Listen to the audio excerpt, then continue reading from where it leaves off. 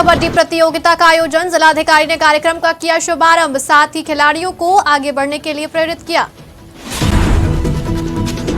स्तन कैंसर जागरूकता कार्यक्रम का आयोजन, स्तन कैंसर से बचाव में एम्स ने लगाई कार्यशाला, राइजिंग चाइल्ड स्कूल में कार्यशाला का आयोजन। अधिवक्ता संघ बार एसोसिएशन के चुनाव में बवाल, सोशल मीडिया पर जमकर वायरल हो रहा वीडियो, हाईकोर्ट के संरक्षण में हो सकता है चुनाव। यूपी में 35 जिलों में होगी यूपी SSSC की परीक्षा, 24,000 से ज्यादा अभ्यर्थी देंगे परीक्षा। एंटी करप्शन टीम को मिली बड़ी सफलता, कानून गो को किया रंगे हाथ गिरफ्तार, रिपोर्ट लगाने के नाम पर 6,000 रुपए की मांग। नमस्कार, मैं हूं आपके साथ नबीला उरूज और आप देख रहे हैं आज की खबर। रुक करते उत्तर प्रदेश की तमाम बड़ी खबरों की तरफ। देवरिया में 2 दिवसीय रणजीत सिंह स्मारक कबड्डी प्रतियोगिता का आयोजन किया गया है, जहां जिलाधिकारी अखंड प्रताप सिंह ने फीता काटकर इस कार्यक्रम का शुभारंभ किया और साथ ही खिलाड़ियों से बातचीत भी की। वहीं इस अवसर पर जिलाधिकारी ने कहा कि कबड्डी हमारे देश की प्राचीनतम खेल है, जिससे शारीरिक क्षमताओं में विकास होता है तथा खिलाड़ियों में स्फूर्ति भी विकसित होती है। उन्होंने खिलाड़ियों को शुभकामनाएं भी दी और आगे बढ़ने के लिए प्रेरित किया। वहीं ये खेल CM मेमोरियल और किसान इंटर कॉलेज बर्दगोनिया की छात्राओं के बीच खेला गया।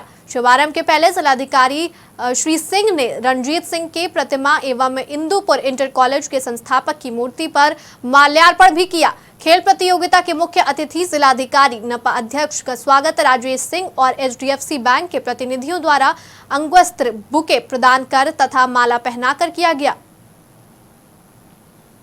रायबरेली शहर के प्रभुटाम स्थित राइजिंग चाइल्ड स्कूल परिसर में अखिल भारतीय आयुर्विज्ञान संस्थान रायबरेली के वरिष्ठ चिकित्सकों के द्वारा स्तन कैंसर जागरूकता कार्यक्रम का आयोजन किया गया। रायबरेली एम्स से आए हुए वरिष्ठ चिकित्सकों का भारत विकास परिषद और राइजिंग चाइल्ड स्कूल की ओर से पुष्प गुच्छ और पौधे प्रदान कर अभिनंदन किया गया। कार्यक्रम का संचालन विद्यालय के प्रबंधक अरविंद श्रीवास्तव एडवोकेट द्वारा किया गया।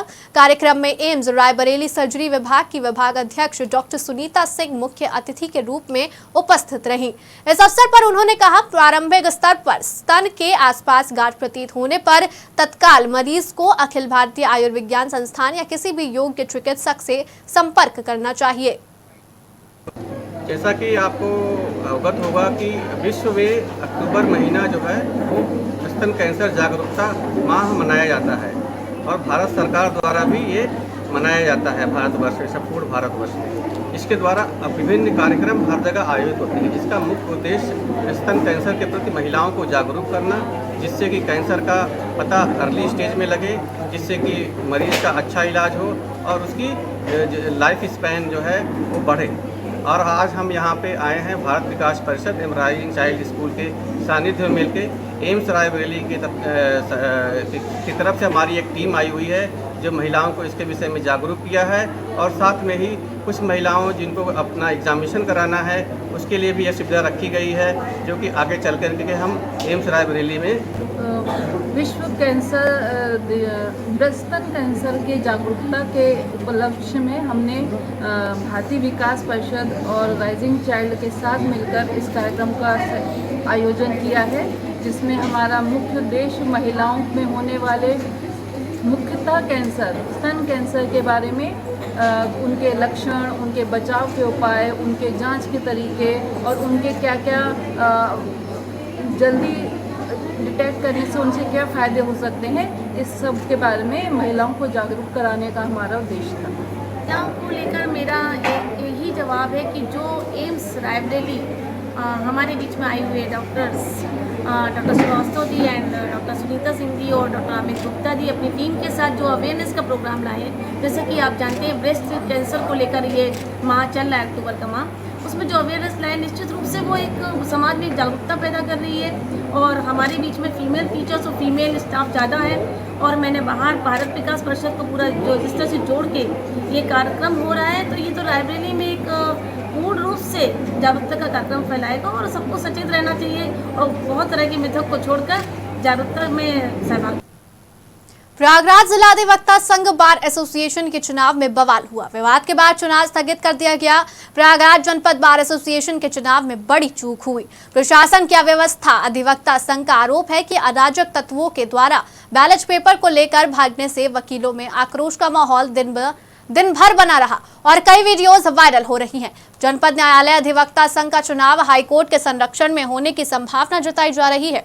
अधिवक्ता संघ प्रत्याशियों ने इस घटना को लेकर घोर निंदा की और प्रशासन की लापरवाही पर नाराजगी जताई।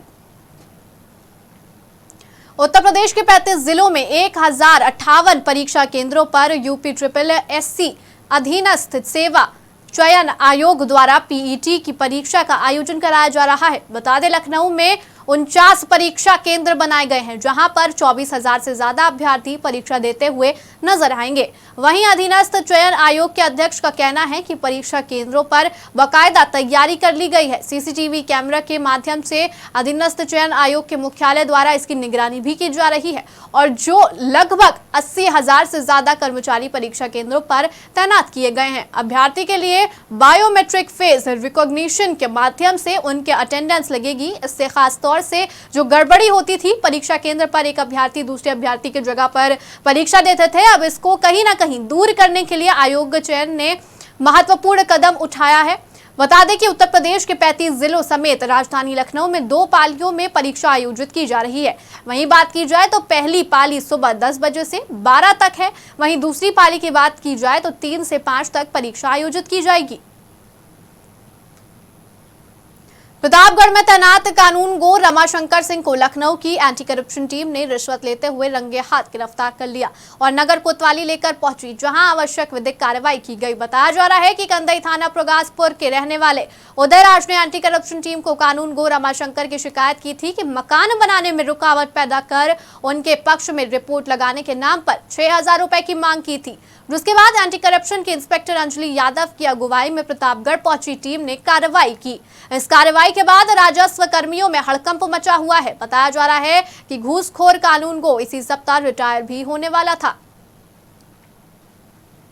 देवरिया में भारत निर्वाचन आयोग के निर्देशानुसार विशेष संक्षिप्त पुनरीक्षण कार्यक्रम का शुभारंभ हुआ, जहां जिलाधिकारी अखंड प्रताप सिंह ने स्थानीय राजकीय महिला महाविद्यालय में छात्राओं के बीच फॉर्म का वितरण किया। इस अवसर पर उन्होंने छात्राओं से कहा कि जो 18 साल की उम्र पूरी कर रहे हैं वो अपना नाम मतदाता सूची में अवश्य ही जुड़वाएं और अपने आसपास के लोगों को भी उसके लिए प्रेरित करें। वहीं कार्यक्रम में मौजूद जिलाधिकारी श्री सिंह ने विद्यालय में सरस्वती जी की प्रतिमा पर माल्यार्पण किया और अपर जिलाधिकारी गौरव श्रीवास्तव को बुके देकर स्वागत किया। बता दें, जिलाधिकारी ने विद्यालय में पेयजल की व्यवस्था हेतु 2 वाटर कूलर भी दिए। बदायूं के डीएम रोड स्थित डॉक्टर मुकेश जौहरी नर्सिंग होम पर एक 14 वर्षीय किशोर को उसके परिजनों ने भर्ती कराया, जहां डॉक्टरों ने बताया कि उक्त किशोर डेंगू पॉजिटिव है।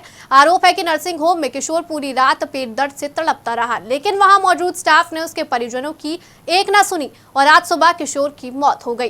किशोर की मौत के बाद परिजनों ने जमकर हंगामा मचाया। सूचना पर पहुंची पुलिस ने बमुश्किल परिजनों को समझा बुझाकर शांत किया और आगे की जांच में जुट गई। लखनऊ के चारबाग स्थित उत्तर रेलवे स्टेडियम में नॉर्दर्न रेलवे मेंस यूनियन का हीरक जयंती वार्षिक अधिवेशन आयोजित किया गया। इस दौरान अधिवेशन के आरंभिक सत्र का उद्घाटन यूनियन के महामंत्री कॉमरेड शिव गोपाल मिश्रा ने किया। वहीं इस अवसर पर उत्तर रेलवे के महाप्रबंधक, मंडल रेल प्रबंधक और लखनऊ मंडल के मंडल मंत्री, कॉमरेड मंडल अध्यक्ष समेत यूनियन के तमाम वरिष्ठ नेता उपस्थित रहे। मुख्य अतिथि के रूप में महाप्रबंधक उत्तर रेलवे शोभन चौधरी ने कहा कि यूनियन से प्राप्त सहयोग के आधार पर उत्तर रेलवे कर्मचारियों के हितों की रक्षा के साथ रेलों के विकास में निरंतर तत्पर है। मथुरा में पुलिस को बड़ी सफलता हासिल हुई है, जहां कई दिनों से महिला से छेड़छाड़ करने वाला आरोपी पुलिस की हिरासत में है। पुलिस के साथ मुठभेड़ हो गई। वहीं इस मुठभेड़ में आरोपी के पैर पर गोली लगी, जिसके बाद पुलिस ने घायल को इलाज के लिए अस्पताल भेज दिया। बता दें, आरोपी बैटरी रिक्शा चलाकर महिला सवारियों के साथ अभद्र व्यवहार और छेड़खानी करता था। वहीं पुलिस ने आरोपी के बाद से एक अदद तमंचा, 315 बोर और 2 अदद कारतूस जिंदा बरामद किए हैं। में शातिर अपराधी राजेंद्र, जो जेवर का रहने वाला है, उसको गिरफ्तार किया है। उसके पैर में गोली लगी है। उसके पास से अवैध शस्त्र और कारतूस, खोखा कारतूस बरामद हुआ है। ये जेवर से आकर यहाँ पर वृंदावन में रह के ठेलिया और ई रिक्शा चलाता था। इस पर पूर्व में छेड़छाड़ और चोरी के मुकदमे पंजीकृत हैं। जैत पुलिस को आज इसको गिरफ्तार करने में सफलता मिली है। रायबरेली क्षेत्र के कोतवाली लालगंज में एक खेत में कई दिनों से बिना परमिट के खनन माफिया वसीम अहमद द्वारा एक खेत में कई दिनों से लगातार खुदाई का कार्य किया जा रहा है।